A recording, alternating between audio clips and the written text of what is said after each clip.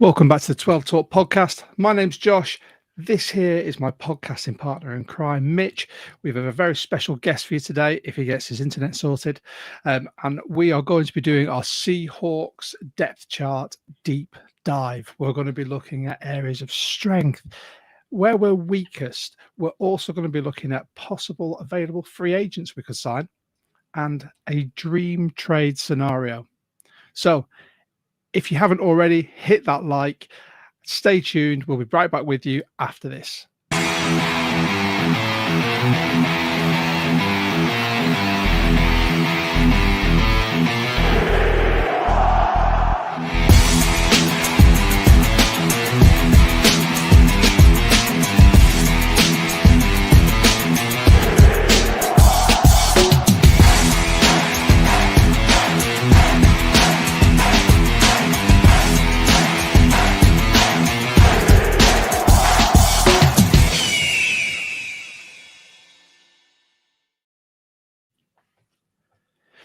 Welcome back. If you're one of those joining us early, thank you very much. Don't forget to hit the like as well. That really helps us out. Jump in the comments. Mitch and I will be keeping an eye on these all the way through. And if you've got anything that you want to say whilst we're doing this, by all means, you can put your comments in and we'll discuss them at the end. So, as I said, we have got a special guest who'll be coming on very shortly. We've got a returning guest. One of our favourite German Seahawkers, Jonas Meister, is back on. Member of our Discord, member of our fantasy football leagues, all-round awesome bloke, and loves a beer as well. And he's going to help us with our Seahawks depth chart deep dive. So areas of strength, areas of weakness. We're going to be looking at free agents. We're going to be looking at dream trade scenarios as well. Mitch, how have you been before we dive into that and get into the weeds? Looking skinny, my friend. Yeah, I don't know where I'm going. I don't know where it's going. Every time we pod, I'm like, I look really skinny. No, it's going well. I'm just trying to stay busy with the off season because we're nearly at the end of it, right? OTA's next week, which signals the end of the off season, and I'm trying to sort of find things to talk about. But here we are, about to talk about the depth sheet and where the strengths and weaknesses are of our roster, which gives me something to get my teeth into. So yeah, I'm just trying to stay busy. This is outside of work. I'm getting rammed at work, by the way.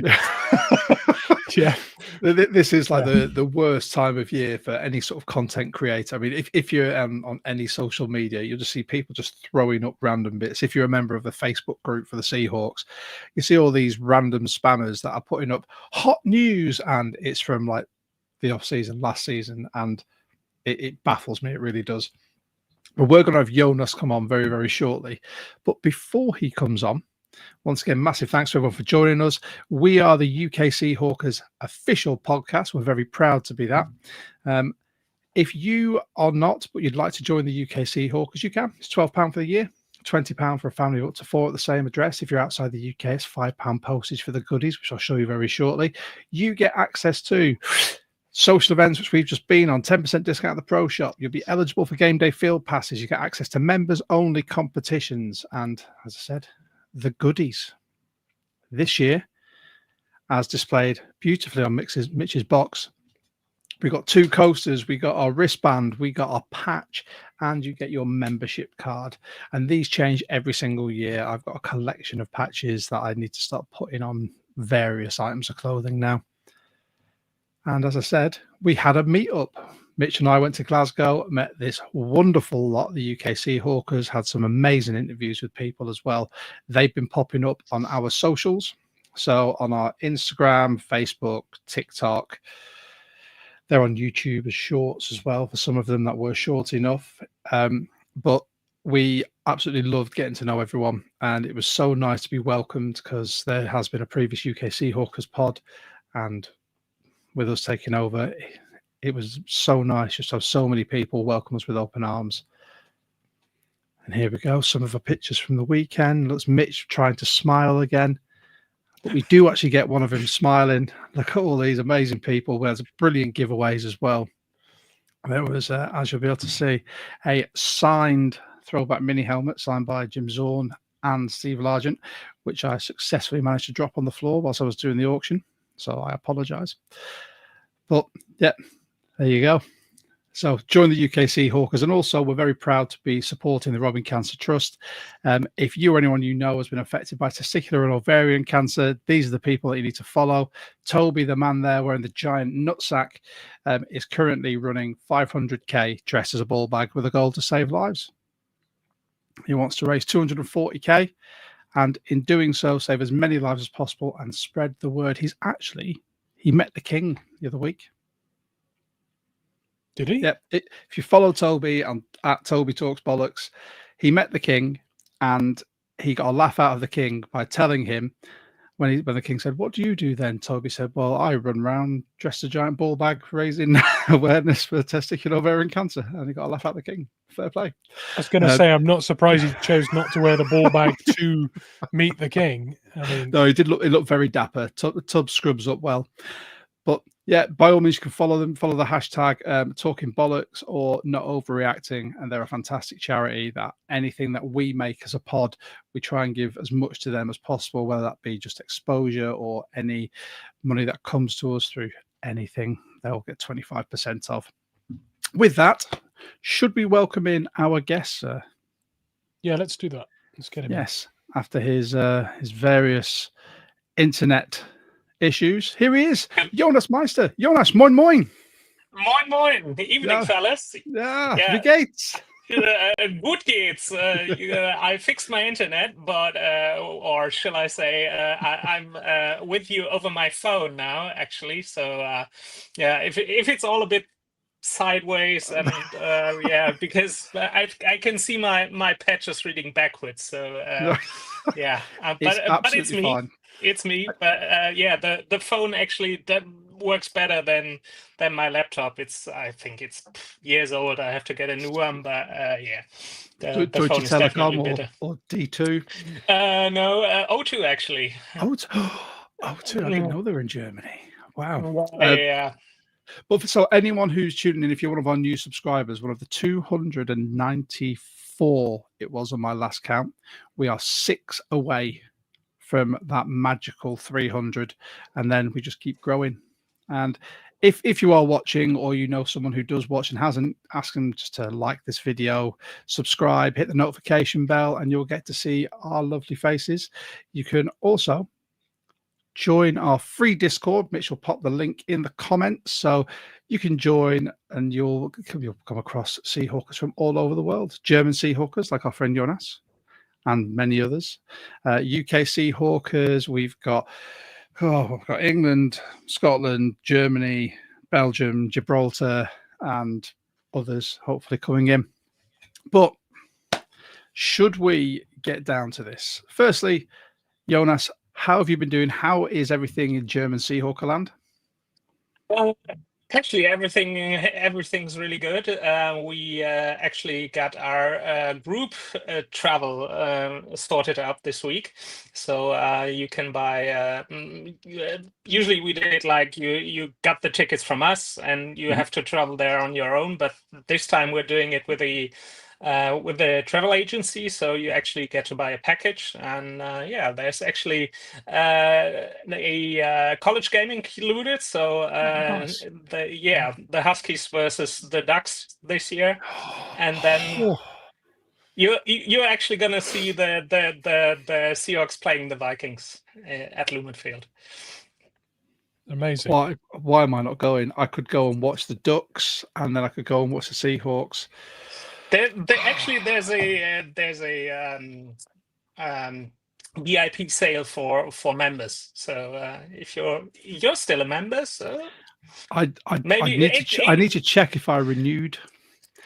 You can come on board again, but actually it's the first year we're doing it, so it certainly won't be the last. So yeah, there's always next year. There's plenty of time for us all to go, and hopefully we'll have a 12 talk meetup as well at some point somewhere. So, lads, should we get into this? So we are going to talk, and 1 second, I'm going to have to put you back into this one, Jonas. There we go, bosh. We're going to talk about the depth chart. So we'll review the depth chart, which is very kindly been put together by Mitch. And then we're going to talk about strengths in there. However many positions, I think we should probably go for 2 each, if you can feel that. Then we'll look at weaknesses. Then we'll go on to our preferred free agency pickups. And then we'll look at any dream trade scenarios. So here it is. Just a caveat: this is not the official depth chart. This is my take on the depth chart. So, which is in a future tab. So this essentially, the first one is the roster, and then we'll go into the depth chart. So obviously, because Mitch has done it, it is in a very handy dandy spreadsheet.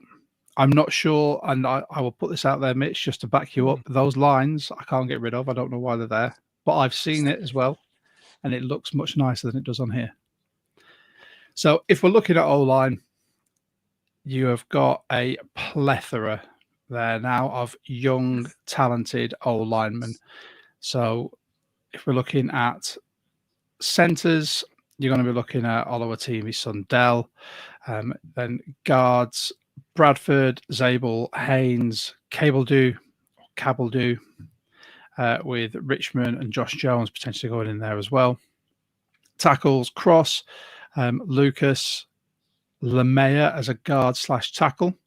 And then you've got Richmond and Jones as guard / tackles as well, with Sundell, who will basically play anywhere along that line, which is, in my opinion, it's quite healthy. But we'll look at the depth chart after this. If we miss anyone, by all means, anyone can put that in the comments. Then running back room.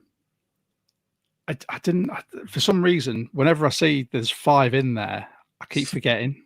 When you've got K9, Charbonnet, Kenny Mack, Halani, and you've got Damian Martinez as well. We might have to discuss who may get cut as well, gents, in this, just to throw a little curveball in. Wide receivers, let's look. So you've got, also just to explain to anyone watching this on YouTube, Mitch has very kindly put the length of their contract for the next 4 years. So, for example, you'll see here Torrey Horton at wide receiver, 22, and his contract runs through 2025 to 2028 concurrently. We've then got Ricky White, Copa Cup. That's going to do your head in, isn't it, Mitch? That's just me throwing shade at Cooper Cup. Yeah. Mitch has been playing Mario way too much with Cooper. And then you've got JSN, MVS, Derek Young, and Jake Bobo. And out of those last 3, they're only contracted for this year, unless there's an extension coming. Tight end, again, didn't realize how many we had. Fant, Arayo, AJ Barner, Sobert or Sobert. I'm not sure if it's supposed to be that fancy. I think it's Eric Sobert, yeah. And then you've got Brady Russell and QBs, which I don't think are on that. You've obviously got not Dalton. What am I talking about? For some reason, the red rocket came into my head. You've got Darnold, you've got Locke, and you've got Milrow. Right. Defensively. Quickly jumping in. Yeah. Didn't you forget Robbie Oots? Yeah. There's not. Well, I didn't put a fullback tab on here because just out of complete disrespect for fullbacks. Okay, I have him at tight end and fullback, so like a split. You've split got like position, a hybrid, yeah. Which is fair enough because he did play both when he was at Bama. Yeah. Right, and then on the defense we have got Big Cat, Byron Murphy. So this is the D line. You've got John Hankins, who's signed again for another year. Jaron Reed, Mike Morris, Riley Mills, Quinton Bohana, and DeMarcus Tank Lawrence. Edges, we've got 4 there. And Nwosu, Marfay, Hall, and Jared Ivey. Inside linebacker, you've got Ernest Jones, Tyrese Knight, Drake Thomas, Jamie Sheriff, Patrick O'Connell, and Eric Jackson. Gesundheit. Mitch, you can tell you do more of a deep dive than I, sir. At safety, Julian Love, Kobe Bryant, Jarrett Reed II, Nick Emamori. You've got Ty Okada, and you've got Anthony Bell. And then cornerback, Witherspoon, Woolen, Job, Pritchett, and Zai Alexander. I do want to just say that there have been some compatibility issues with the sheet that I made in sending this over. So if you do notice that the age column is black on blue, not how I designed it. that's just how it's come out when I've sent Back it yourself across. up there, mate. That's fine. Apologies. Right. So that is just a brief overview of what the roster looks like at the moment. Now, depth chart wise, and obviously, Mitch, you've put this together, and we can obviously talk about if there may be any movement there. So, should we go position by position first? Let's go through the positions. Scroll it down though a little bit just so you can see. There you go. That's better. That's all of it. So, wide receiver 1, depth chart, JSN, with his backup being Marquez Valdez-Scantling. And then as your third option, Jake Bobo. Left tackle, Charles Cross. Backup, Josh Jones, with Mason Richmond being the third option. Left guard, Gray Zabel. And then Anthony Bradford is his backup. People, I can't watch. My face just went. Centre, Oluwatimi, then Jalen Sundell as a backup. Right guard, Christian Haynes, Bryce Cable-Dew, and then right tackle, Abe Lucas, Mason Richmond, and Michael Gerald, who is a second backup. Should we talk about that? Just that old line to start with, I think. Are we all happy that will probably be the starting O-line for the Seahawks? Let's start guess first, always, Jonas. So, yeah, you've got the list from you. That's pretty much what I got. I got Charles Cross, Gray Zabel, Olu, Christian Haynes, and Abe Lucas. Yeah. From left to right. Perfect. And Mitch, obviously, I know you agree with it because you put it in there, but I think this is sort of the consensus for Seahawks fans that will be the starting O-line. And I think Christian Haynes, with this being potentially a zone blocking, outside zone, this will suit him much better than what we were playing previously last year. So we're expecting to see a big old jump there. And if not, we've got Bryce Cable-Dew, who can step straight in there. One thing I was wondering about, because Josh, you just groaned at the sight of Anthony Bradford. Why did you cut Laumea, Mitch?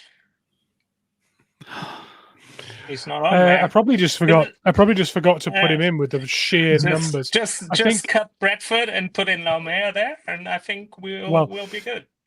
Laumea was on the previous slide, but I've obviously not slotted him in there. No worries. To be honest, Laumea could play as guard 2 at any one of those positions, but I think Cable-Dew, because of the scheme fit, will be the first player to be bolted in, I think. Yeah. But I actually got Cable-Dew. Sorry. I actually got Cable-Dew at left guard 2 and Laumea at right guard 2. So, but I think you can switch them around either way.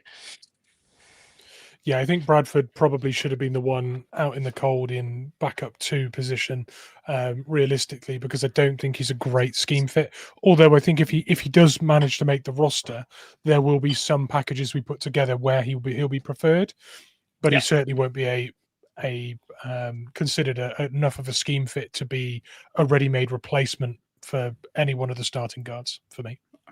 Definitely. The only time that he's probably going to see the field will be in a power run set, because he is a people mover. You don't need to ask him to step too far outside, just move that person in front of you. But if that's all he's got, I don't think that's going to be enough for him to warrant many snaps. I haven't got him on my 53, to be honest. Wishful thinking maybe, but I think you might be right. I will also caveat this by saying that I think Josh Jones could well be the swing tackle in this scenario, and putting Mason Richmond at right tackle 2 could actually be more of a 3, just because I think Josh Jones will be the go-to for both sides. Yeah. Shall we, whilst we're looking at this, shall we have a quick chat about Michael Jarrell? because obviously he came from a D2 college. He had some of the highest testing numbers ever for a tackle, didn't he?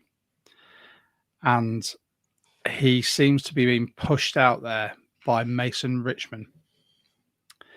Now, I think, is this a case of we've now seen what he can offer and we've upgraded through the draft? Could he be on his way out, or practice squad player? What are your opinions? I actually got Jarrell still on my 53. To be honest, I cut Bradford, but I kept everyone else with Jarrell as well. And I think he's still a project. He was a project to begin with, and I think to judge him coming out of D2 Findlay after 1 year in a dysfunctioning offense, now having Benton as the O-line coach and Kubiak as the OC, just giving him a bit of stability on the coaching side, and maybe or see what you get out of there, because you talked about the athletic profile. You can't teach those athletic skills, so they're there. They're other coachables you can coach him up to. So I still got him as a backup to Abe Lucas, with Mason Richman rotating in there. I got him at guard, but he can play both spots. So I like it. Yeah, I don't think they will have given up hope on Jarrell just yet, because like you said, the athletic profile's there. The things that you can't coach are pure natural athleticism. You can help someone get better, but if they are naturally that athletic, then all you need to do then is refine what they do on the football field, and that's what can be taught. So yeah, I think that's going to be interesting, seeing where Jarrell fits in here. But before we won't go into the the strengths and the weaknesses just yet. Let's look at, so we go back to the wide receivers. So wide receiver 1, JSN, backup MVS, and then option 3, Jake Bobo. Wide receiver 2, Cooper Kupp, with the backup of Torrey Horton, and then their backup. So option 3 would be Bobo or Ricky White III. How do we feel about this wide receiver room?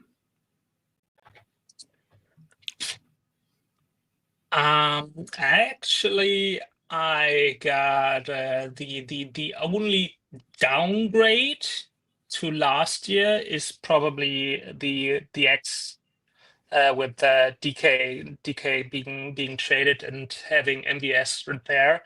But I think Cooper Kupp is actually a better player. I still do believe in him, and if he's healthy, he's 31 years old. He's not like in his mid-30s, so it's just a young pup. Yeah, and he like the stuff he suffered through last year with the injuries, they're not really major concerns. I think there was a high ankle sprain. They're not like tissue damage or muscles. Tissues are muscles. Sorry, like a ACL or something. Nothing degenerative. So he's. If you look at the pictures coming from Seahawks OTAs, it's just he's looking jacked as hell. Yeah. So I think he's an upgrade over Tyler Lockett. Last year's Tyler Lockett to this year's, and actually afterwards, like Torrey Horton being the upgrade to Laviska Shenault last year, going into the season. Jake Bobo is still Jake Bobo, and the only real downgrade for me is MVS to DK, which has to be the biggest downgrade of all. Caveat on that, but otherwise, I can't see. JSN is better, obviously, than JSN was last year, and I don't have to complain about it. I don't know what you guys think. Mitch? Yeah, I think there's one part of this wide receiver group which is a vast upgrade, and that is that we have a proper specialist returner. Horton is going to become a fan favorite very quickly with what he does on special teams for us. I think we've been missing that. There's no longer a gimmick on the roster of a specialist returner. This is someone who's Horton or Ricky White? Horton. Oh. Oh, they're both. But Ricky White's Ricky White is also a great special teams ace. Yeah, he's a special teams ace with his kick blocking. And vice versa. But Horton's an electric kick returner. I think his first season in college football, I think, if I'm not wrong, he returned 2 to the house, and then he returned 1 to the house every season he played. So that's a great thing for us to find. Not great over D. Williams. Yeah, well, that's not hard, right? But but at least it's a player that's in the rotation that's doing the role, not a specialist. In a year where we've got to find a spot for a fullback as well, it's nice that at least we don't have that gimmicky role in there. And the other thing I'd say about Horton is he can work out of the slot and work as a specialist X receiver. So there's versatility there. There's the special teams uptick. With your comment on the X being a downgrade now without DK there, I think between MVS and Horton and Arroyo, by committee, we get to that. Yeah, sorry, mate. by committee, it away from him. Sorry. Well, I mean, do you want me to pass it over? I've said my bit. I mean, no. Carry on. No, I just think by committee, before it was DK is going to be running a go route. Sometimes he's going to be getting it. Sometimes he's just running for the sake of running. Sometimes he's attracting flags because he's getting frustrated, continually running go routes. Now it's done by committee, right? And that is a better situation. So, yeah, I think, yes, if you're looking at individual players versus what we have now, it's going to be very hard to stand DK Metcalf next to anyone in this wide receiver room and say it's not a downgrade. But I think as a unit and what is going to be asked of them, I don't think we're lacking anything that we had last year. If anything, we've added some return specialization to that room. Nice. Yeah. I for me, there was a massive hoo-ha about who's going to be the X receiver there. I'm a big fan of so it's like, it's a definition of insanity. You keep doing something the same way all the time and expect a different result. Now, you don't have to play the way everyone says you should play. You don't need that big X receiver all the time. And I think by having 2 fantastic slot possession receivers in JSN and Cooper Kupp, I think we can play, and I've said this multiple times, short intermediate game with a lot of running, and we'll still do damage. And then we have got people within that depth chart now, within the roster, that can act as an X, which is going to bring me on very nicely to our tight end group. Mitch. Good thing no one's mentioned it yet. I don't know. Where the reports have come out where I think Kubiak out loud was saying, can Arroyo play the X role? And Arroyo has outright said they're going to put me anywhere and everywhere, which is fantastic to hear. So the tight end room currently looks like this. Starter, Noah Fant. We'll get onto that in a minute. Backup, Elijah Arroyo. And then second backup, AJ Barner. Now, my opinion, strong tight end room. 2 there with very much the same skill set in Fant and Arroyo. AJ Barner came in as very much a blocking tight end. However, he showed last year that he is able to run routes and catch passes. When you look at who else we've got in Sober, and you've still got Brady Russell on the roster, who is down as a fullback, but we know he can play tight end as well. Do we see the benefit in keeping Noah Fant when we have Arroyo as well? Honestly, I already got him off my 53. So my tight end depth chart would be Arroyo, Barner, and actually Robbie Woods. who's a fullback tight end sort of guy. He's a really good blocker as well as a fullback, so he can be used there. And obviously, you got the receiving options in Arroyo and Barner, and yeah, just to keep other spots on the roster open for running backs or receivers. I went with a possible trade or cut of Noah Fant, which, sorry, I'm having a look, would save $8.9 million in cap space. And post June 1st, because I don't think they're going to get rid of him in a week, because June 1st is obviously next week. So I got Arroyo tight end 1, AJ Barner tight end 2, and then Robbie Woods sort of as a fullback tight end kind of guy. I like it. Mitch, what do you Yeah, think? I see it going exactly the way that Jonas has laid that out. However, I would say that I do think they'll have a specialist fullback position assigned on the roster, so we may well carry 3 tight ends and Oots, which means I think we might well see either Russell back into listing as a tight end or Salbert make the roster as a specialist, as a specialist tight end amongst Arroyo and Barner. Salbert, I think, is a 2 million cap hit, something like that, 2.5 million, something like that. Correct me if I'm wrong, Jonas. I'm sure you've got it in your sheet. No,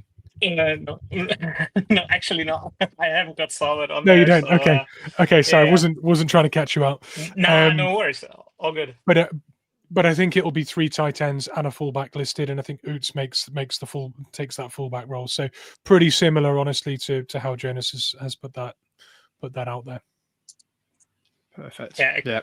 Actually, I had Russell on there on my 53, but I got rid of him because I added Bobo to the receiver room, and actually I think we're coming there now.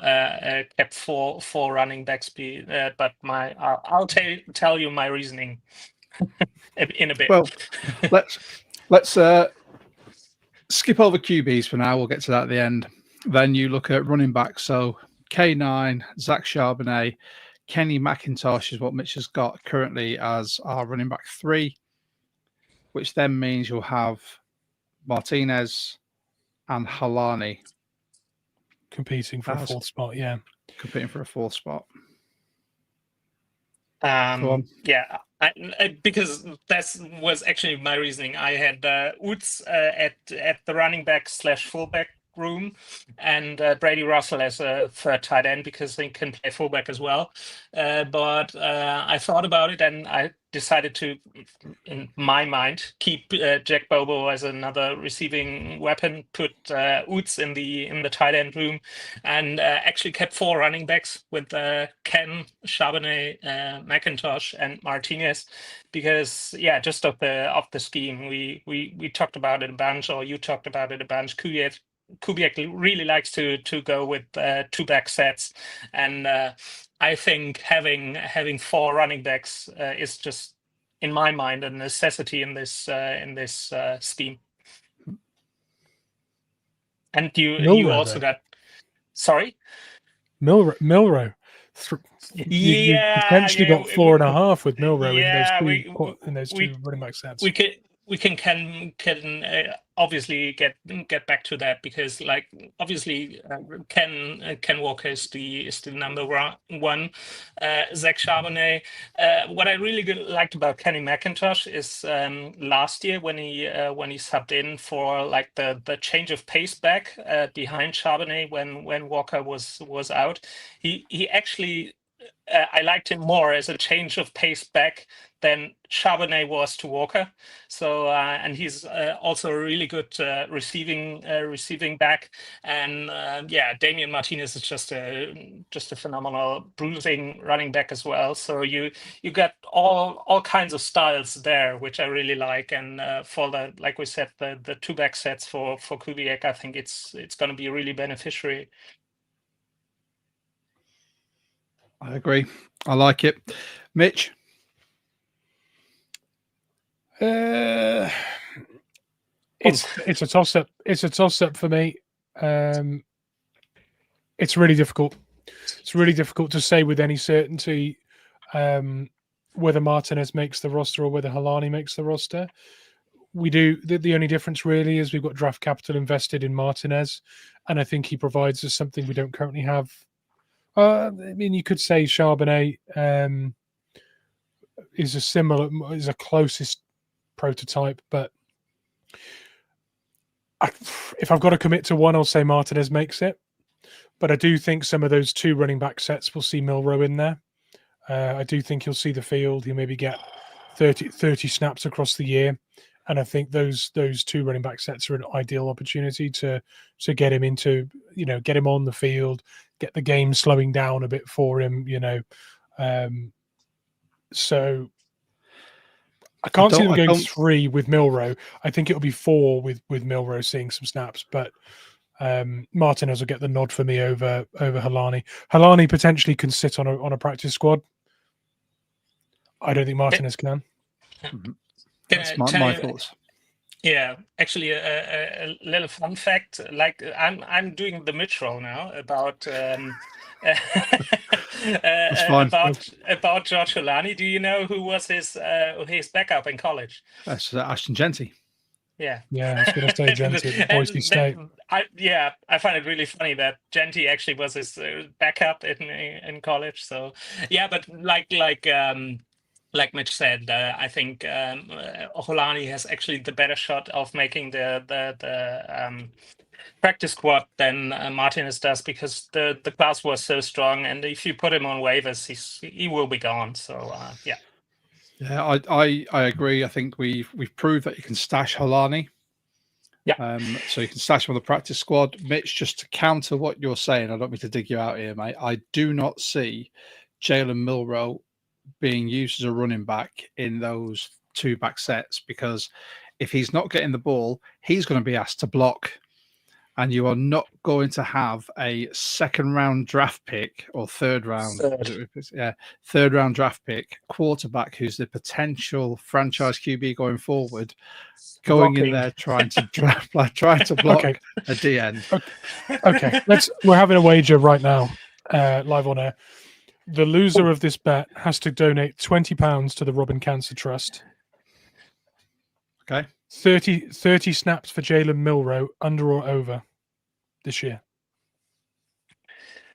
You're asking Josh, or you're asking both? Hey, if you want to get involved, more money for the Robin Cancer Trust. 2 losers is 40 quid. I can get involved. Okay. What's the under or over? You said over. Under. Shall I change the number? I was hoping you'd go against me. No, I'm going over as well. Okay, we'll change the number. 50 snaps. Under. Okay. I'll take the over. There we go. You do? Okay. I'll take the over on 50. Okay. This is where someone's got to lose so that the Robin Cancer Trust gets some dough. So I got to go. I got to go the opposite way. And Yannick is also taking the under. Good man. I just think he's going to see the field in some packages, and I think those two running back sets are a great opportunity to get Milrow on the field. And you say you don't think he's going to be out there blocking. Guy's a unit, dude. Like, he's not a small quarterback. Yeah, but you're not going to risk it. But if you had him trying to block against a Daniil Hunter, someone was low on him, and there is no way on God's green earth you're risking that. I'm sorry. Yeah. Like, he's too precious of a commodity. They love him. They want him to be like the future of this franchise. Yeah. But just imagine you go, I'm going to do something really magical, put him in a 2 running back set, and I'm going to hand the ball off to the other running back. So he's then got to create a blocking lane. And then all of a sudden he breaks his arm. Yeah. Or just go. Or he gets toured. Yeah, or have a pass rusher just slip and just fall into his knee and blow out his knee. I think kind of RG3 situation. Yeah. could happen at any time on the field anyway. The thing is, it's a perfect decoy, right? If you put two running backs out there and one of them's Milrow, they're going to probably go, well, he's not going to be blocking. He's their new quarterback. Suddenly give him the ball and watch him run it in. It's a really for me. I need to we may not see timestamp on this, mate. We may not see that too much, but I think they will weave him into some packages. Genuinely do think they will. 40 minutes. Yeah. Packages, I do believe so as well, but I don't think as a two-back, just as a wildcat quarterback, something like that. There we go. Right, so at 40 minutes, Mitch's drugs kicked in. Yannick's taking the under on 30 as well. 30, yeah. If at this point, that's 60 notes for the Robin Cancer Trust, and I will be collecting that, Yannick, when I'm right. Right, okay. So let's get on to the quarterbacks. So we've currently got it as Darnold as starting, Locke as backup with Milrow at option 3. I did read today that Milrow potentially has jumped Locke, but what are our thoughts on that as a 3? Do we think that Milrow's jumped to 2, or is Locke still 2? I'd say with the doubts following Milrow coming out of college, like as a passer, I'd say it's more likely to having him as a 3 and getting him in on packages, and having Locke as a solid veteran backup there. I don't see throwing Milrow into the QB situation with Darnold maybe getting hurt and Milrow having to shoulder all the game and or the game as a whole. And I think having Locke in there is a really good option. And it's actually the first time the Seahawks would carry 3 quarterbacks into a 53-man roster since 2012, where they drafted a certain Russell Wilson. Who's that? Never heard of him. I have no clue, mate. That's not his jersey on the wall. Old news now, mate. Okay, so Mitch, you're obviously in agreement with that as a depth chart there. So Darnold, Locke, and Milrow. I am in complete agreement as well. I don't know why Milrow would jump Locke, because, as we said, he's going to be in packages. And then we're looking at fullback, Oots or Russell. Oots. Slot. Yeah. Oots. There you go. Techno Thursday's coming back. Slot wide receiver, JSM, and then the inline tight end would be Eric Sobert, which I think inline tight end would be possibly the only one that I would change, and maybe put AJ Barner there. Oh. Mm-hmm. Okay. Shall we move on to the defense? In fact, before we move on to the defense, thank you to people for tuning in. We really, really appreciate it. If you've not already, and if you could, like this video. If you've not subscribed, go on, hit the subscribe. We're on 294 subscribers at the moment. And you can click the notification bell. It's not mandatory, but that'd be greatly appreciated. I can see we've got 6 likes at the moment, and I can see 25 people watching. That's right. Eyes everywhere. So let's go through the defense. So let's start with the big boys in the middle. So if you're watching this, you can see what the depth chart looks like, but I'm going to do it a little bit different because we all love the big boys. So your starting defensive ends, you've got Leonard Williams and DeMarcus Lawrence. Backups to them, Byron Murphy and Jaron Reed. And then you've got a third backup as Mike Morris. Anyone think that might be different? Yeah, actually, no, not really. I got another. I got 2 DNs with Williams and Lawrence, and then on defensive tackle, I got Murphy and Reed, and also Mike Morris as a backup. And obviously, I don't know. It's so small on my phone. Yeah, you got John Hankins there as a nose tackle. I was going to go nose, biggest of the boys.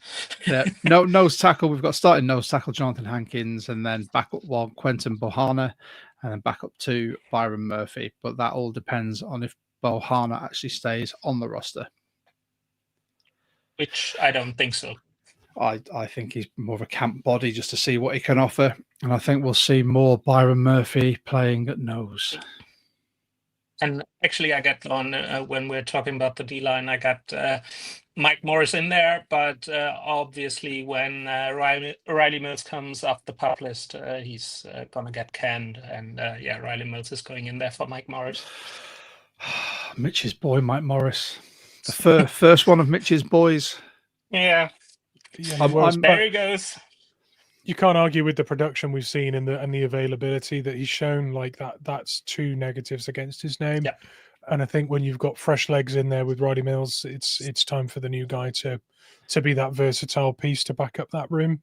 So I still feel just really disheartened for him, because you would have thought with Mike Mack coming in as head coach, he would know how to use Mike Morris and how to get the best out of him. But you hardly ever see him on the field on game day. Yeah, it's just availability most of the time. It's rarely been a healthy scratch. It's just been availability and fitness and a really talented room that are producing. So that's been as much at fault as anything else. Fair. Should we move on to the sexy ones, the outside linebackers? Yeah, just a quick fun fact. You know that the D line, or the interior D line, is actually the oldest positional group on the roster. The only positional group over an average age of 30, so 32.8 actually, and the other ones are all below 30, which tells you a lot about the state of the roster and how young it is. Well, that's starting D line. Williams, he's 30 now as well.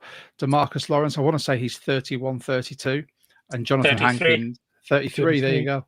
And then Jonathan Hankins, what's he, 33, 34? 33 as well. You know, can't be experienced sometimes. So let's look at the pass rushers, your outside linebackers. So starting outside linebackers, Nwosu and Mafe, with backups being Hall and DeMarcus Lawrence. And then third choice, Jamie Sheriff currently, and Jared Ivey. Talk to us about it. Who wants to go? Mitch, do you want to go first? I want to go first on this one. There's a player missing from this depth sheet that I think genuinely has a chance of making the roster. Connor O'Toole out of Utah. So Connor O'Toole received the highest ever guaranteed UDFA contract we've ever handed out, which should tell you something about the belief in his projection. I mean, that's a lot of. He got a lot of guaranteed money, and his profile. He was recruited out of. I can't remember which high school it was, but he went to Utah as a wide receiver. Played wide receiver for his first year in college at Utah. Received one pass for 5 yards. It's an eventful first year, but he played every game for them, and they used him extensively as like a bit like we use Jake Bobo, right? He's used in a lot of packages, blocking, screens, things like that.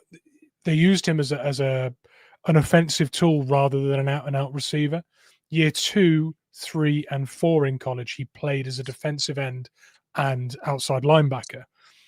Every year in college that he played had, I think, at least 4 TFLs. He averaged something like a sack or a TFL every game he played, including the first year transitioning from wide receiver to defensive end. So it shows a player with high athleticism that's very coachable and, you know, can adapt very quickly.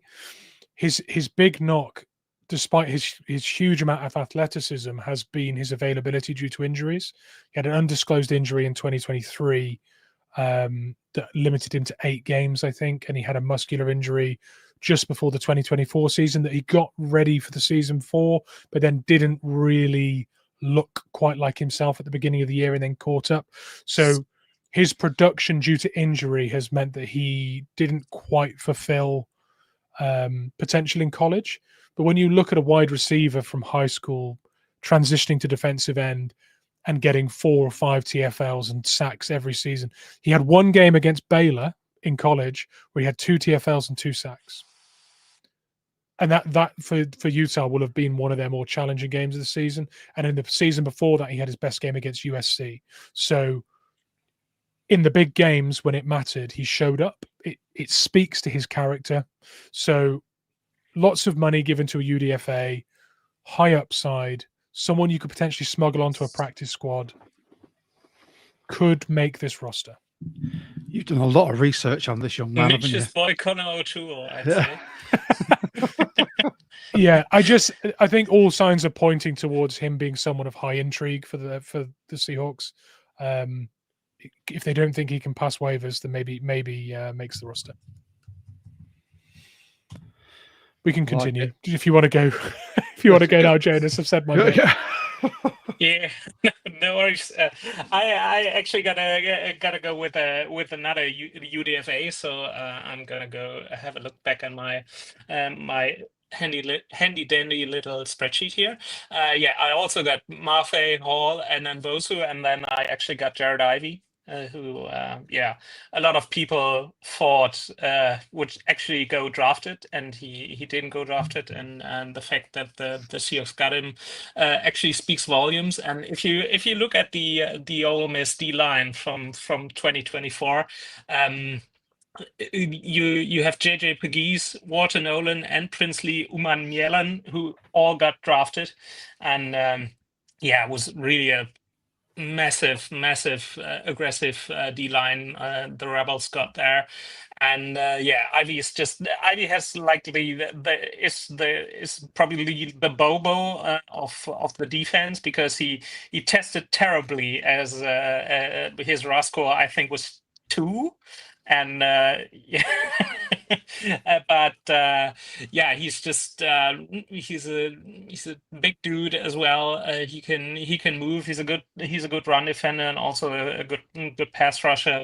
So yeah, and I think the Seahawks actually haven't got as much guaranteed money in there as they got for O'Toole, but they got some guaranteed money in there. So yeah, I actually got Ivy there instead of O'Toole.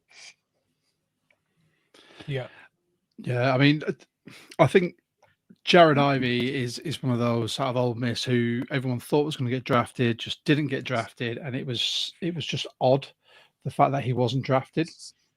We managed to pick him up, and I think he is someone who Mike Mack is very high on. So with that, I think he could make it in there.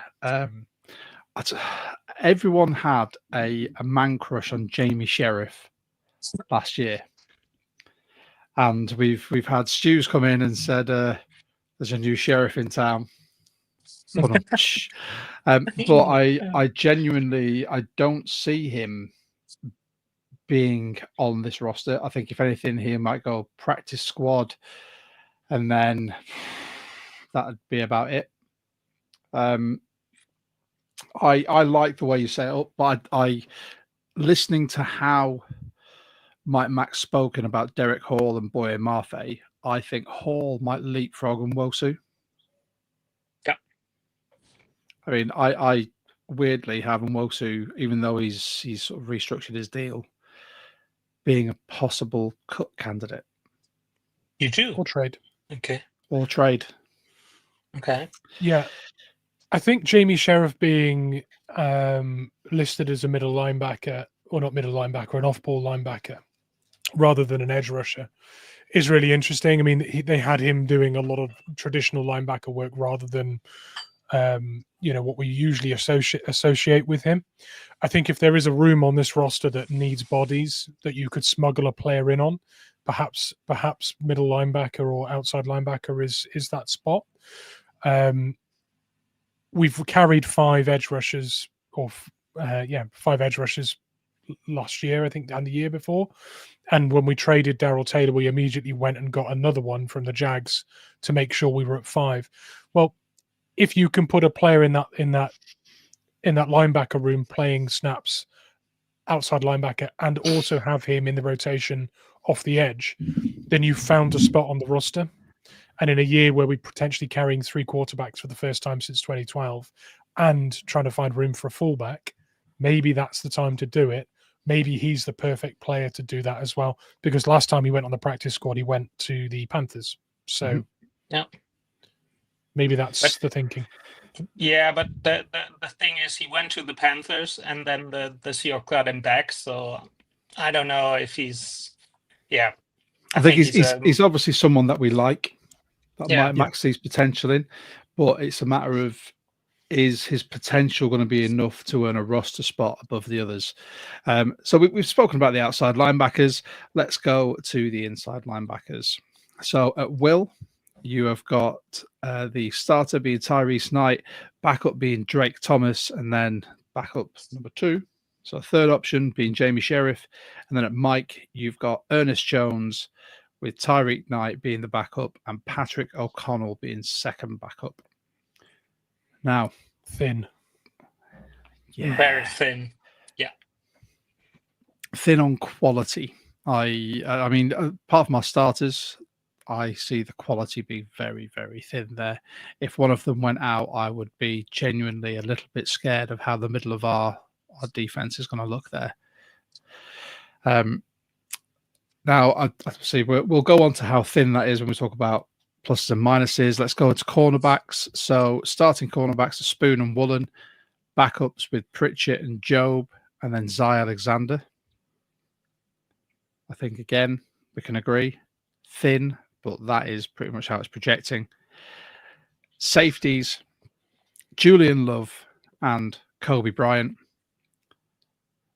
with D'Anthony Bell, Eminori, Ty Akada, and Jarrett Reed II as the second backup. Do we agree Kobe Bryant will start over Eminori? Yes. Yep. Excellent. I like the fact that we're on the same wavelength with that as well. So I completely agree. I think that Julian Love is going to be a starter. If they keep rotating the captaincy, they probably, in my opinion now, I think Mike Mack should really know who the captain should be. And I think Julian Love should be one of those defensive captains. Kobe Bryant has proved since moving to safety, he's been fantastic. D'Anthony Bell, not too sure about him. Eminori project, but he will at some point usurp Kobe Bryant unless Kobe Bryant really ramps up his game this year. And then Jarrett Reed, fortunate forgotten man, Quandre Diggs 2.0, and Ty Akada, who I absolutely love because he bangs people. And I just think he doesn't get the love. He's going to be a practice squad player who'll be elevated from time to time. Maximum effort all the time as well with Ty Akada. Yeah, 100%. And that's what I love a bit. Maximum effort on that. So, shall we talk then? We don't need that right now.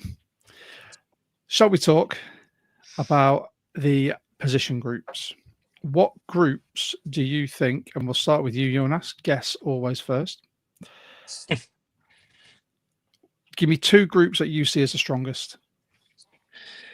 2 groups I see as the strongest. I have to go with running back and safety. I like it. So running back and safety groups to your 2 strongest. Yeah. Do you want to give us the rationale for that? So running backs we know because there's 5 of them. Yeah.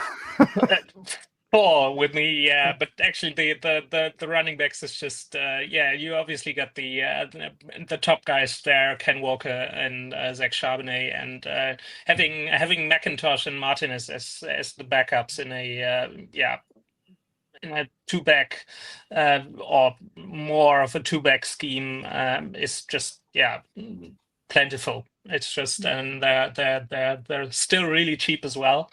You have to make the decision on Ken Walker after the season because his contract is running out, and looking at safety, it's just you said it. Julian Love is there's a reason he was the first player who got extended under the Mike McDonald tenure because he know what he's got with him, and then actually Kobe Bryant we talked about it a lot. again. Just when he went into the defense and played safety, I don't think there's really like a difference between strong and free safety right now. Not in They this game. can. Yeah, and it was Ernest Jones and Kobe Bryant coming into the defense, really stabilizing the whole thing last year.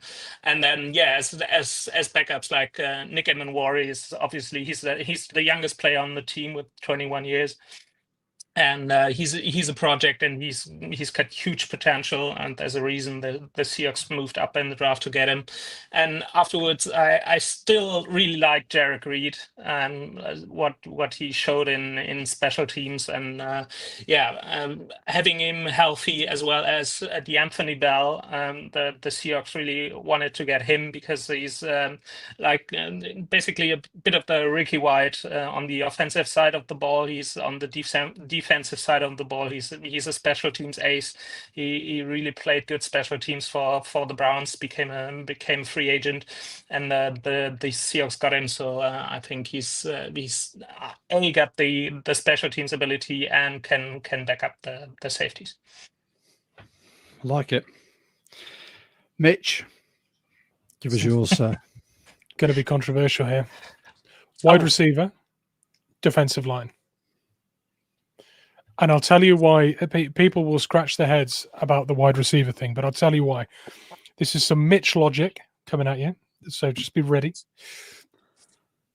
Kubiak's scheme is going to use 2 wide receivers, right? Not 3, 2. And you're going to see tight ends utilized regularly as receiving targets, and you're going to see running backs regularly used as receiving targets. So when you factor in that the starting 2 wide receivers will be JSN and Cooper Kupp, that is strong as a starting 2. Then factor in Arroyo as it stands, Fant, Barner with what he did last year, Zach Charbonnet is a good receiving back, as is McIntosh. Ken has shown he can do it. When you look at that as a receiving core, that is really strong. And when you look at Kupp and JSN as the starting 2, backed up by Marquez Valdez-Scantling, Torrey Horton, whoever else makes the roster behind that, I think when you're only using 2 as starters, that becomes quite a deep room. If you were stretching it to 3 on the field at a time, suddenly the backups for the 3 get a bit thin. I think by virtue of the new scheme, wide receivers actually pretty well equipped. Mm-hmm.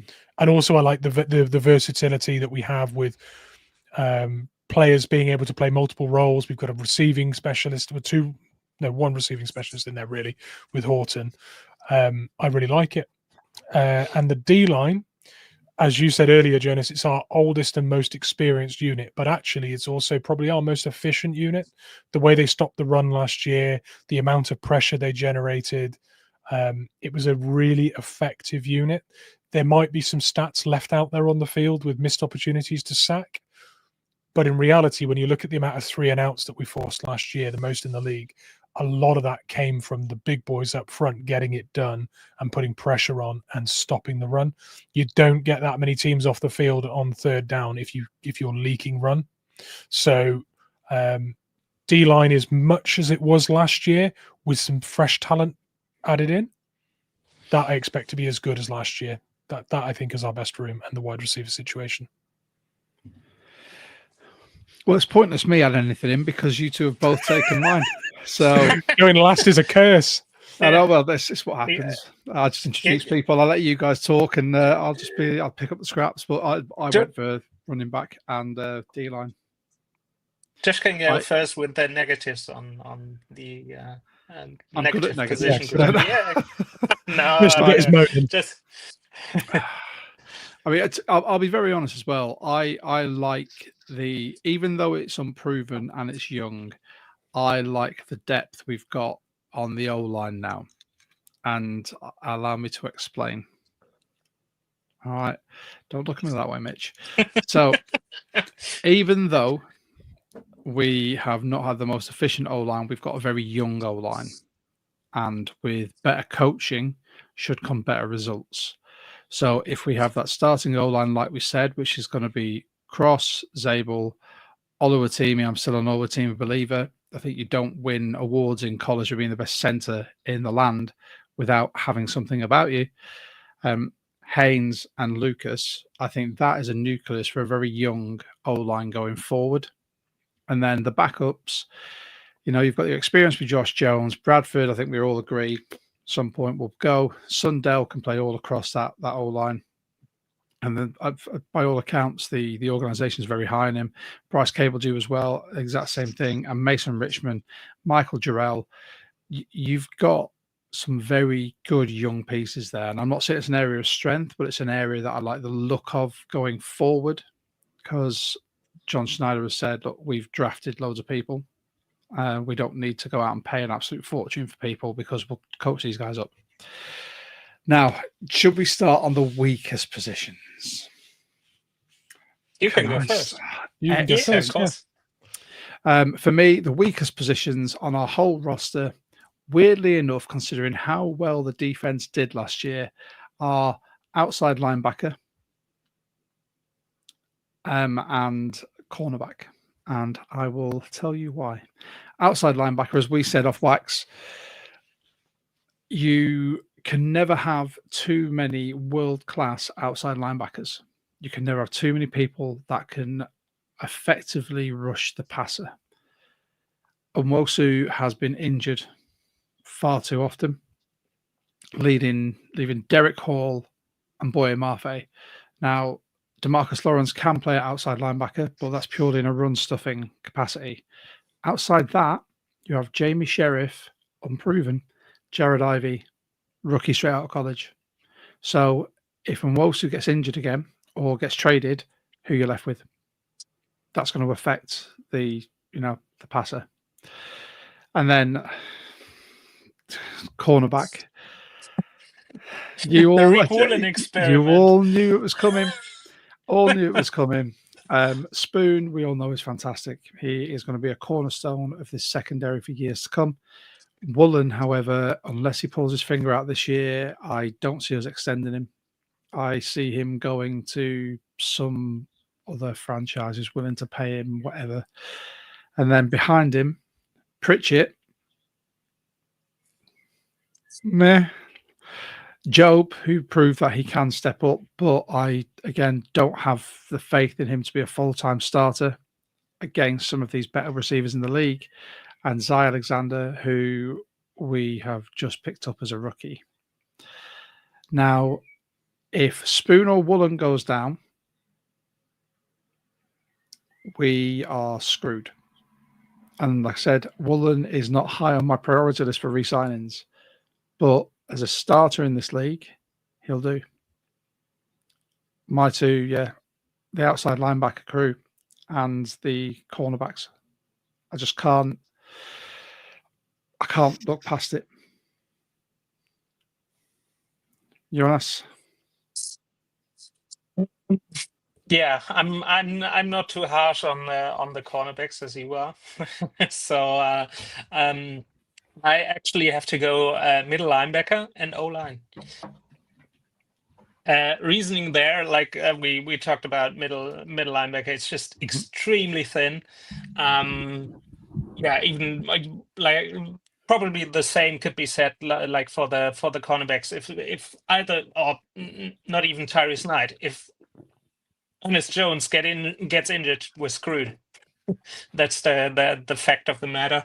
I actually it's the exercise we're doing in a bit. I looked at the available free agents. It's just barren land there. It's just nothing there. And the O-line, you talked about, there's a lot of potential. They're really, really young. I have the average age of my O-line from my 53 is 24.5 years old, which is they're just pups. Josh Jones is actually the oldest one with 27 years old. It's not. I'm not shooting on them like being bad, but I really, really hope that their potential comes together and they're going to be. They don't have to be a top 10 O-line. They, even if they go to a 20 unit around the teens or the 20th. It's all right with me, but yeah, they still haven't proven it, and that's the thing I'm worried about. But yeah, I'm not yeah, talking trash on them, but I have to Well, you see are. them. Yeah, and then not like you did with the cornerbacks, it was just awful. And no. Doom and But gloom, mate. What can I say? I'm really crossing my fingers that they're going to be good, that they're going to be an upgrade. I do think they will be, but until I see it, I just really, that's still a weakness on the roster. Go on, Mitch. Oh, Mitch has muted himself. Mitch, you're mute. He leant forward. It was for the he good leant of forward everyone. in this prone position. Like I'm going to drop He's some in knowledge complete here, shock. and then just mute. No, I just leaning into the conversation. Yeah. No, I think you guys have nailed it with the cornerback room. I think we need to really seriously look into picking up a veteran corner via trade. I think as soon as you put that into place and Woolen becomes a backup for the perimeter, the whole of that DB room in general just looks far deeper. There may well be some candidates that are in fourth year of contracts, rookie deals that have done well in the NFL that may not get the money they deserve. We've got money available. That makes sense to me. I think also if you look at it and at the expiration of some of the contracts in the cornerback room, one not making it, drafting another one next year, and that veteran still being there on a 3-year deal, just again makes sense. So I think that should be really high on our list. I do have a name that I'll suggest, but we'll get to that later. Yeah, I'm not going to chuck it out there now, but yeah, I got a name for that. And the other room, I think, is the middle linebacker room. I think if you were to bring in again a veteran, similar situation, 3-year deal, running partner for Ernest Jones and Tyrese Knight, being able to be a backup to both Will and Mike positions on this roster, suddenly that room looks like it makes a lot more sense too. So if I was picking and choosing how we're dishing out that remaining cap space, it would be a middle linebacker and a corner. Nice. Which brings us very nicely onto our next little exercise. If I can pull up the right screen here. So currently the Seahawks have cap space. It's a 31.2 million, or effective cap 25.9. Based on the free agents that are out there, and I'm pretty sure we've all got a list. If not, I'm more than happy to go through some. 2 free agents that are currently out there that you could bring in. Who would you pick? Jonas, do you know any that you'd like to bring in? I actually got one on my 53-man roster, and it's actually cornerback, and it's yeah, it is, and someone the Seahawks know, and who's been in the building a couple of times over the last few weeks. It's actually Shaq Griffin as a veteran option there. I got him at cornerback 3. I actually got him as a starter opposite Rick Woolen on the outside, because having Spoon is the nickel. Spoon can play outside, but he's so good at nickel. You don't. I don't want to say waste him out on the outside, but he's a force at nickel, so I have him in there. And actually Shaq Griffin, and I looked it up at Over the Cap. You can bring him in on if you want to do a 1-year deal or a 2-year deal. He's about $1.3 million, which is a really good option for me. He knows the surroundings. He was drafted by the Seahawks in 2017, if I'm not mistaken, and Yeah, I think he had a really good season in Minnesota last year. I think he had the most picks in a single season for his career. I think 3, and he didn't really play as a starter at first. He became a starter late in the season, and obviously a lot of people had a really good year in the Vikings defense last year. And I think that Mike Mack actually can do a lot with him in the at the cornerback room. I just find it's the come to the Seahawks, do really, really well, go to the dumpster fire that is the Jacksonville Jaguars, do nothing, and then ended up getting shipped off. And you're like, they paid him money that no one else would have paid him. Yeah. Isn't it a 12 and a half or 13 million deal? yeah, I remember it's close it to home. being. He's from Florida, isn't he? It was money we were never going to pay, and that's the league. Unfortunately, the teams that are not competitive end up with cap space to give your talented rookies deals that you can't extend them on, on terms that you can't extend them on. So it was a typical example of that. They paid him for a 3-year deal. They paid him $40 million. Yeah, there you go. So what, 13? It says over the cap. So yeah. Yeah, I mean, I remembered it being something like that. It was crazy money that we were never going to pay. Yeah. And fair. Right. Was there anyone else that you'd take out of free agency at the moment, Jonas? So not Blue right Sky now. It's thinking. just I can gladly put it over to you. But yeah, I looked at the before we got on. I looked at the inside linebacker free agency. It's just shocking. Nope. Yeah. Rasul Douglas. Maybe I was going to say, Mitch, on to you. Well, I think Rasul Douglas is another shout for a veteran, cost-effective option. This is a player that's played for really good organizations, contending organizations. He'll bring a level of veteran savvy to that room, which is lacking. We've seen players like Mike Jack and Artie Burns come in and do a serviceable job over the years. We don't currently have anyone like that. Neither of those two players are available. So someone like Rasul Douglas, outside of Shaq Griffin, because I agree with everything that Jonas said, I'd love to see him back. And I think it's so suitable for what we need to plug in. But Rasul Douglas would be another one for me that I would be really happy with. Outside of that, positions we need, it is bottom of the barrel now, to be honest. Yeah. It is. And even the ones where we could bolster. So just looking at this, because I agree with both of yours, I think in free agency, the cornerback market is the one that we would look at in Douglas and Griffin. They would be my two.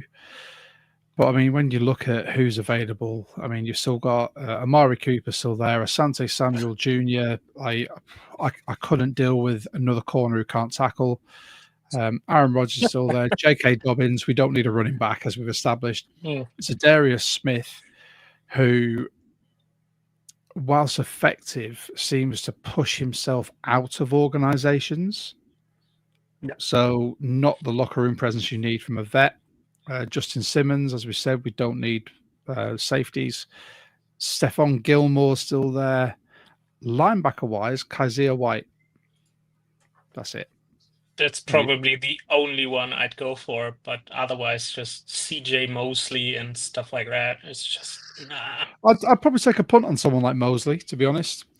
He has upside, and he has shown that when he was with the Jets, he was with the Jets. Let's face it. No one can be touted as being a great player when you play for that organization. Yeah. So Douglas, Kendricks would be a good shout. Devondre Campbell, he might walk out of the game straight away, like he did with the Niners. Yeah, he probably getting him just for that, really. Spite. Yeah, just doing out of spite. It'd be like pay me vet minimum. I'll do it out of spite just so I can play the Niners. And then you've got Brandon Sheriff's still there. Jadeveon Clowney's still on the market, and then there is no one you'd want to look at. Wide receivers, Mike Hilton as cornerback, but he's a slot corner. And then we're looking at tackles and Nick Chubb. They're the top ones. But there's not really anyone else, which brings us on to a little bit of hyperbole. We love some hyperbole. Dream trade scenarios. So I'm going to caveat this by saying, think about the position groups that we've said are weak. And think about the amount of cap that we have. So nearly 30 million in cap. Just to double check that. Yeah, so it's 26 million in cap. If there was a player out there you could trade for, and try and be as realistic as possible, who would you want to go out for, and what would you give up for them? Jonas, don't think about it too much, just that guy. Which guy? Which guy is it going to be? The guy. The guy. I actually I got one with my heart and the other one with my logical thinking. The logical one, like you said when we talked before, is like you can't have too many edge rushers, and the Trey Hendrickson situation in Cincinnati is just I can't see, like, the things he said about the organization. I can't see him returning to Cincinnati. He was the sack leader in 2024 and actually will bolster that room. He's over 30 as well. I think he's 30, and yeah, you probably have to negotiate there a bit, like extending him. You do have the cap space, and yeah, the Bengals try to ship him off with huge sums of money, or wanted to, like, I think they wanted to have a first or something like that. You won't get a first for him. Otherwise, he would have been gone by now. I think you go with the second rounder for him, and yeah, bring him in and extend him. And yeah, the thing which with your weighs heart. on my heart is I'm probably gonna get roasted with our German Seahawks guys. It's yeah, with the lack of talent there, and the lack of depth. It's yeah, if we get Bobby Wagner back, it's just, yeah, you can get him for a 5th or 6th probably, but yeah, that would be my dream. I'd be happy. I'm not disappointed with the I team, think but DQ would hold you to ransom though, because he's yeah. become pivotal in the middle of that defense for Dan Quinn. And if you went, we'll give you a 5th, you'd be like, I want a 3rd. Yeah, and you'd negotiate to a 4th, and you'd be like, I've just been fleeced for Bobby Wagner. Yeah, but I think it's just Bobby. He's just yeah, Bobby's still Bobby, and he's not a coverage linebacker anymore. He's not that guy anymore. But what he does really well is just like this tackling, and I think he just goes for tacklings and TFLs now. So he's not going to cover anymore. But you got Ernest Jones there for it, and yeah, having him in there as a veteran presence, as Bobby being Bobby, yeah, that's the thing I'll go with my heart. But Hendrickson is probably the realistic thing I'd go for. Like it, Mitch. I've got 2. Both are probably with my head rather than my heart. So I'll just give you both. So first one, Marlon Humphrey from Baltimore Ravens, 28 years old, last year of his deal this year. So if they're not going to pay him, there is an opportunity there to get a decent, a very good starting corner veteran that we can then put 3 years on and afford to pay. He had a really good year last year. I think was it last year he had a really good year? 6 interceptions last year, 15 PDs. I'd take it. So that would be a great option for us. The other one, this one will be out of left field, and I'm just going to throw it out there. Nakobe Dean from the Eagles at linebacker, and I'll tell you why. Was it meniscus tear last year, or I think it was meniscus tear? I don't know. The thing is, right? They drafted Jihad Campbell this offseason. They drafted Jihad Campbell, who was hot on the lips of many Seahawks fans, right? If you're coming back from an injury and Jihad Campbell's come in with a first-round pick, you have to assume that they are planning on giving him a starting role. That is going to affect Nakobe Dean's snaps. You might then get him on an even better deal if you're trading. I'd love to add a piece like Nakobe Dean into our linebacker room. I'd love to, but I hate to burst your bubble. He didn't tear his ACL. He tore his patella tendon, so it's a pretty significant injury. Even cheaper.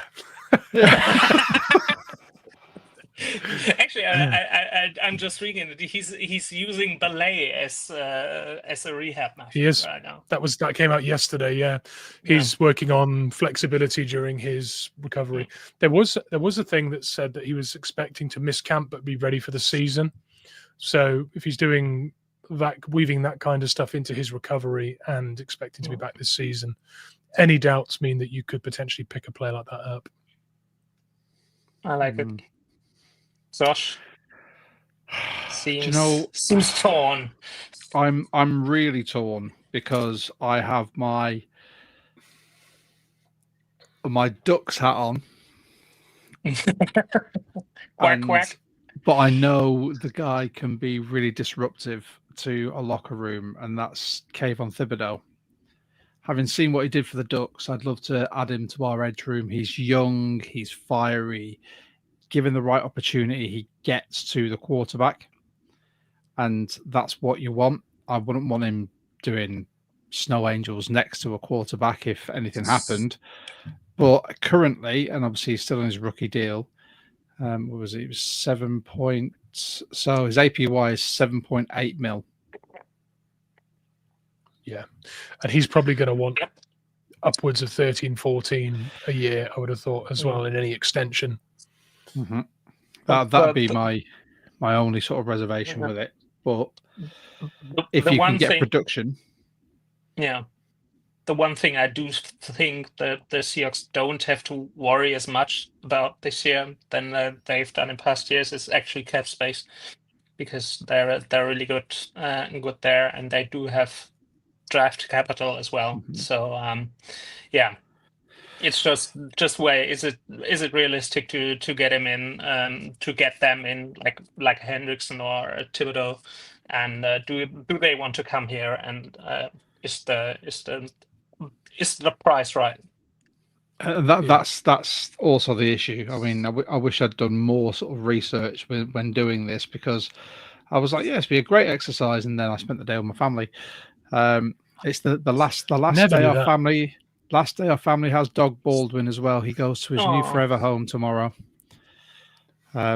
So, yeah, I mean, I'd have to look at the inside linebacker market. But did you know that Cody Barton's getting $7 million per year? He's been really productive since he left us. Yeah. Which is weird. A shame. Yeah. Even when we had him, I said I quite like him. You know, he's converted safety. He does the job. He's good in coverage. He's productive. But, you know, I wouldn't be adverse to bringing him back as well. But he was a victim of our scheme for me. Yeah. 100%. 100%. And of course, he's going to the place where former Seahawks careers go to die, which is the Titans. Titans. It's reuniting with T-Lockett. It's fine. Yeah. But yeah, I mean, to be honest, that's the only one I'd sort of look at. I think that there's a lot of inside linebackers there. Like I think Mitch said, Nick Bolton is there as well. Fantastic option, but ChatGPT said he was. I'm not convinced that ChatGPT got it right. Actually, he's not on there. He's not on the spot track list. So he might have been projected to be and got extended. I'm not sure, but ChatGPT said Nick Bolton. That would have been an amazing pickup for us, but I think he's already signed or extended. Right. So that has been re-signed on a $45 million deal this offseason. A few pennies. Ridiculous. Right. So let's go through some of the questions that we've, the questions or the comments that we've had as well. We like to do this on every single one, but I think we've had a few come through. Stuart and Gary have just been talking amongst themselves, to be honest, in these comments. So let's get through them. So Gary has come in and said Milroe will have to earn his snaps as per Mike Mack's comments. Completely agree. His favorite rooms are running back and outside linebacker. Okay, he's going the opposite way. Stuart says it'd be interesting to see if Ivy has what it takes to make the NFL. He's productive but slow. Will he get swallowed up by NFL linemen or overcome? That is always the issue. I don't know if you guys agree when it comes to production in college. Always different to production in the professional game, because the professional game is people henpecked from the college system, the best of the best, and you're not playing against someone who's going to end up finishing playing college ball and going to become an accountant. Yeah. So. Interestingly, with Ivy, because he isn't blessed with that twitchy athleticism, he's actually got quite a polished repertoire of pass rush moves, and he's got really good instincts. It's really unfortunate for him that he doesn't back it up with athleticism to even an average degree, because he wins with technique rather than athletic traits, which is, you don't see it as much in the draft, because everyone that's drafted tends to be the guys that have dominated with athleticism and physical advantages. He's had to get there, like Bobo did, and we've name dropped Jake Bobo about 4 or 5 times this pod, but Jake Bobo got to the NFL through being highly polished at what he does, and Ivy's done the same thing. Yeah. So, and then O'Toole, opposite, very athletic for the position, doesn't quite have the productivity. So you've got 2 guys vying for the same spot essentially on this roster, coming at it from extremely different angles, polar opposites. Yeah, I like it. We've then had Stuart's coming about talking about Jamie Sheriff. Sheriff was much more athletic than I thought. Good measurables. I wouldn't count him out, as there is a spot available in the middle. There is, and I think it's one of those where if he can prove he can play in the middle effectively, he could quite easily get in there. He's also said his favourite, I'm going to assume these are the favourites, favourite position group is running back and quarterback, where we're strongest. And don't be surprised for a last-minute trade by Schneider for a nose tackle and corner day before roster cuts. Now, I could see nose tackle. They re-signed Hankins, I think. I think in this scheme, I don't think a nose tackle is essential. I think you can play with someone like a Byron Murphy or a Jaron Reed and just still penetrate. And then, Gary. I love Bobby, but wouldn't trade for him. A 2030 7th round pick. That'll do. Yeah. Yeah. Yeah, it was a pick with my heart. I can see it. It's not actually viable. I think the Commanders really have a good system there, and he's integral to that. And yeah, I don't see it, but I'd love to. Two questions quickly from Stuart, actually. Is Nehemiah Pritchett just no good? Nobody really knows. He was good enough at Auburn with DJ James, was it? DJ James was. But I'm not confident of him playing at this level. No. What I will say is what he lacks needs time. Like, his instincts didn't look great. He got burnt a couple of times, took the cheese on a few things, looked a bit silly. Some busted coverage looked like it was entirely down to him because of those instincts and the NFL level looking a little quick for him. That needs snaps in order to straighten itself out. Any technique concerns can be coached. What he does have is really, really good athletic traits. So if he makes this roster, it will be off the projection of his upside rather than being considered an immediate contributor or starter. So I think he makes the roster on the same grounds he made the last roster. But as to whether he's good or not, it's going to take coaching and experience. And then one last one from Stu. If Sheriff tears up and the preseason again, can they afford not to roster him? Jonas, lightning doesn't strike twice. Yeah, I'd say so. He did the same last season. He tore up the preseason and didn't get signed to the roster and bounced to the Panthers and bounced back. Yeah, I don't see it. I'm very much with you there. Well, that, gentlemen, has been our Seahawks depth chart deep dive. I want to say a massive thank you, obviously, to Jonas, who hopped on. He's always there in the Discord, always popping us messages, and he jumps in here when I can't get in, as well as our voluntary co-host. There you go. If you want to see more of us or more of Jonas when he's on as well, you can always like, subscribe, hit the notification bell. I hate doing this bit on these videos because I think it's really beggy, but as we're content creators and we want more people to join our community, we'd really love you to share this with your friends that are Seahawks fans that just want to come in and chat in the comments like a lot of our regulars do. Or if you want to talk to us outside of the pod, join the Discord. That is the way to talk to us and Seahawks fans from around the world about Seahawks content 24/7. Mitch, as the master of our Discord, has really upped the game recently, mate. That news feed, the new podcast stuff, it's looking brilliant. We've got a UK Seahawkers channel as well, which is specific for UK Seahawkers. If you're not a UK Seahawker, you can't come in. As I put my big black trench coat out. There you go. The German Seahawkers not allowed in either. Oh no, shame. But yeah, I just want to say a massive thank you from me, from damn that way. I've been pointing the right way all evening, for Jonas, from Mitch. Jonas, anything you want to say to everyone before we jump off? No, actually, it's just pretty much it's deep in the off season now. So there's thank you, Stuart. Very deep in the off season now, and yeah, it's like I said, it's just there's not a lot of news, even with the German Seahawks. There's actually what the one thing I can say is that we're reshuffling our roster builder now, so it's gonna be online. Which is and brilliant, by the way. Yeah, at training camp. So if you want to play around with that and build your roster, you can do so. But no, there's not really a lot going on like with the Seahawks as well.